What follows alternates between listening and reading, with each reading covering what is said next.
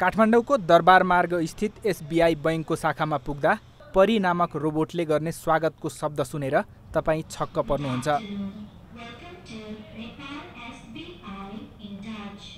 ढोका खोलेर बैंकभित्र पस्दा, रोबोटको नजिक जाँदा र बैंकबाट बाहिरिँदा समेत रोबोटले तपाईसँग संवाद गरिरहेको हुन्छ। परी नामको रोबोटलाई देख्नासाथ विदेशबाट ल्याएको होला भन्ने सोच तपाईमा आउन सक्छ, तर त्यसो नभई यो नेपालमै बनाइएको रोबोट हो। हामीले फर्स्टमा अब आफ्नो कम्पनी स्टार्ट गर्दाखेरि नै रोबोटिक्समै हामी इन्ट्रेस्टेड, टिम नै रोबोटिक्समा इन्ट्रेस्टेड र रोबोटिक्समा ब्याकग्राउन्ड भएको भएर चाहिँ रोबोटिक्स नै गर्ने इच्छा थियो होइन। तर यसको लागि अब एसबीआई ब्याङ्कले जब एप्रोच गर्यो तब चाहिँ हामीलाई चाहिँ अब नेपालमा पनि एउटा मार्केट क्रिएट गर्न सकिन्छ भन्ने चाहिँ होप आयो। त्यसरी चाहिँ सुरु भयो। अब यसमा चाहिँ अब लन्च चाहिँ एकदम 1 महिनाको अवधिमै हुने भएको भएर यो ब्रान्चको लन्च, त्यो भएर हामीले 1 महिनामै डेलिभर गर्नुपर्ने भएको भएर यसमा चाहिँ बेसिक अब कस्टमरलाई एट्र्याक्ट गर्ने, यङ जेनेरेसनलाई एट्र्याक्ट गर्न सक्ने, अनि त्यसपछि यसलाई युजफुल पनि होस्, यो मेसिनहरू नयाँ मेसिनहरू चलाउनको लागि युजफुल पनि होस् भनेर जतिसम्म गर्न सकिन्छ त्यति टाइम पिरियडमा यो सबै गरेर इम्प्लिमेन्ट गरेर रोबोटमा। 7 जना नेपाली युवा मिलेर स्थापना गरेको पाइला टेक्नोलोजी नामक कम्पनीले बनाएको रोबोटले बैंकमा आएका ग्राहकलाई स्वागत गर्नुका साथै सेवा सुविधाबारे जानकारी गराउँछ। एसबीआई बैंकले दरबार मार्ग स्थित शाखालाई मानवरहित शाखाको रूपमा सञ्चालन गर्ने प्रयास गरेको छ, जहाँ ग्राहकहरूले नयाँ खाता खोल्ने, डेबिट कार्ड प्रिन्ट गर्ने, पैसा जम्मा गर्ने र निकाल्ने जस्ता सेवा आफैले प्रयोग गर्न सक्नेछन् र ती सेवा प्रयोग गर्न सघाउँछ यस रोबोटले। रोबोटले एज अ इन्फर्मेसन डेस्कको रूपमा काम गरेको छ अहिले चाहिँ।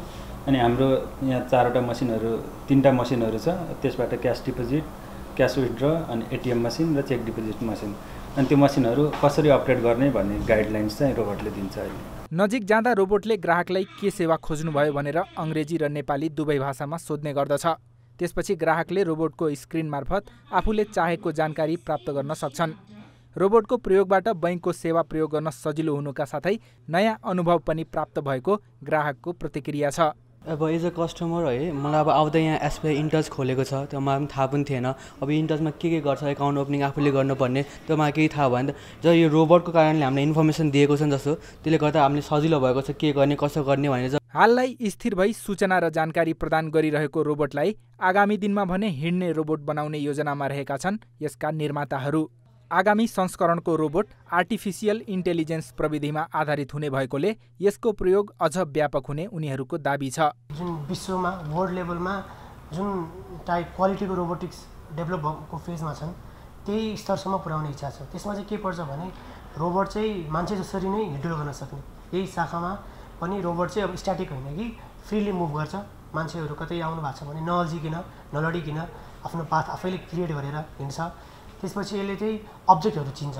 रोबोटले जस्तै एउटा मोबाइल फोन, एउटा मान्छेको अनुहार, मेल फिमेल, एप्पल, ग्लास, यस्तो हुन्छ नि, सर्टेन अब्जेक्टहरू चाहिँ कम्प्युटर भिजनको माध्यमले चाहिँ रोबोटले नै छुट्याउन सक्छ। त्यसै अर्को चाहिँ नेचुरल ल्याङ्ग्वेज प्रोसेसिङ, यसले चाहिँ अब भाषा बुझ्न सक्छ। अहिले चाहिँ यो वान वे छ। यसले चाहिँ अब मान्छेको चाहिँ इनपुट टचको माध्यमबाट इनपुट लिएर चाहिँ यसले एक्सप्लेन गर्छ क्वेसनहरूलाई भने, अब चाहिँ यसले नै भाषा नै बुझेर, मसिनले भाषा बुझेर नै मान्छेको प्रब्लमहरू, मान्छेको क्वेरीहरू हेल्प गर्छ। नयाँ रेस्टुरेन्ट आएको हुनसक्छ, नयाँ रेस्टुरेन्टमा उनीहरूले नयाँ अफरहरू दिइरहेको हुनसक्छ, त्यसको बारेमा पनि रोबोटले डिस्क्रिप्सन दिनसक्छ। नयाँ कस्टमरलाई पार्किङको बारेमा थाहा नहोला, मलको बारेमा, त्यसको बारेमा पुरा जानकारी दिनसक्छ।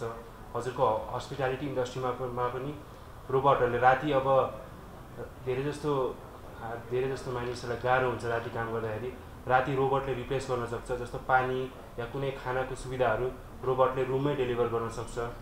र यसको सुविधा हामीले हेर्दाखेरि अहिले धेरै क्षेत्रहरूमा हामीले जुन मान्छेले रिपिटेटिभ काम गरिराख्नुपर्छ त्यो कामलाई चाहिँ हामीले रोबोटले रिप्लेस गर्न सक्छौँ, जुन चाहिँ नि मान्छेलाई पनि अलि अप्ठ्यारो लाग्छ। प्रविधिको विकाससँगै हरेक क्षेत्रमा मेसिन र कम्प्युटरको प्रयोग बढ्दो छ। पछिल्लो समयमा विभिन्न क्षेत्रमा रोबोटले मानिसलाई विस्थापित गर्ने क्रम बढिरहेको छ। मानिसको भन्दा बढी कार्यकुशलता रोबोटमा देखिएकोले यसको प्रयोग बढ्न थालेको हो। यसले भविष्यमा रोबोटको व्यापक माग हुन सक्ने विश्लेषण गर्न सकिन्छ। नेपाली युवाहरूले रोबोट निर्माणको क्षेत्रमा गरेका यस्ता उदाहरणीय कामले स्वदेशी प्रविधिमा आधारित रोबोटको विकास गरी भविष्यमा हुने रोबोटको माग नेपालले पनि पूरा गर्न सक्ने आशा देखिएको छ।